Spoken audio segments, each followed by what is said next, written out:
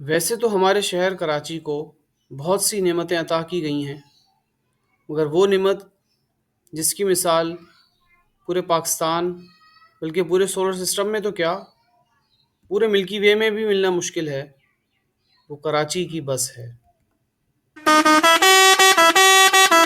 یہ وہ عظیم نعمت ہے کہ جس کو آپ توڑ دیں، جلا دیں یا کچھ بھی کر دیں، 2-3 دن میں کوئی ماہر باڈی میکر اس کو دوبارہ بنا سنوار کر دلہن کی طرح سجا کر سڑک پر لے آئے گا، بلکہ اس کے پیچھے لکھ بھی دے گا کہ وقت نے ایک بار پھر دلہن بنا دیا۔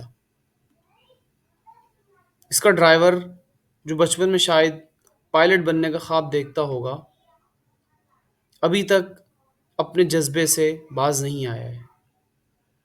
اسی لیے یہ اس بس کو ایک مستی کی کیفیت میں سڑک پر دن دناتا دوڑاتا پھرتا ہے، جو چھوٹے موٹے پرندوں کا خیال کیے بغیر ایک شاہین کی پرواز بھرتا نظر آتا ہے۔ اس مستی اور پرواز میں اگر کوتاہی واقع ہونے لگے تو نشے سے بھی گریز نہیں کرتا۔ اس بس میں ایک بندر نما انسان کا ہونا بھی ضروری ہے، جس کا فریضہ یہ ہے کہ وہ لٹک لٹک کر اور ہر کونے گوشے میں جا کر پیسے وصول کرے اور بقایا واپس نہ کرے۔ اس کے علاوہ فارغ اوقات میں سڑک سے لٹک کر زمین سے پاؤں گھسنا بھی اس کے فرائض منصبی میں شامل ہے۔ جب آپ اس بس کے پاس سے گزریں گے تو آپ کو سرخ چھینٹیں محسوس ہوں گی۔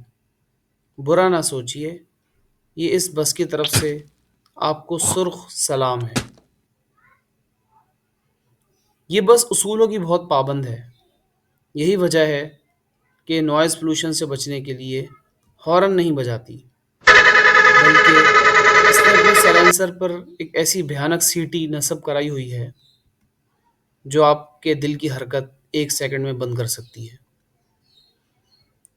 اسی اصول پسندی کی وجہ سے شاید کبھی بھی پولیس اس بس کا چالان کرتی نظر نہیں آتی، چاہے بس جو کچھ کر لے۔ بہرحال یہ اسی بس کی وجہ سے ہے کہ ہماری حکومت آئے دن ہری بس، نیلی بس، پیلی بس، گلابی بس، بنفشی بس، کتھئی بس اور بے بس عوام سے کھیلتی رہتی ہے۔ اسی لیے ہم اس بس کے انتظام کرنے والوں کے، اس بس کو چلانے والوں کے شکر گزار ہیں کہ انہوں نے ایک ایسی نعمت مہیا کی، اور آپ کے بھی شکر گزار ہیں کہ آپ نے ویڈیو دیکھ کر لائک اور چینل کو سبسکرائب کیا۔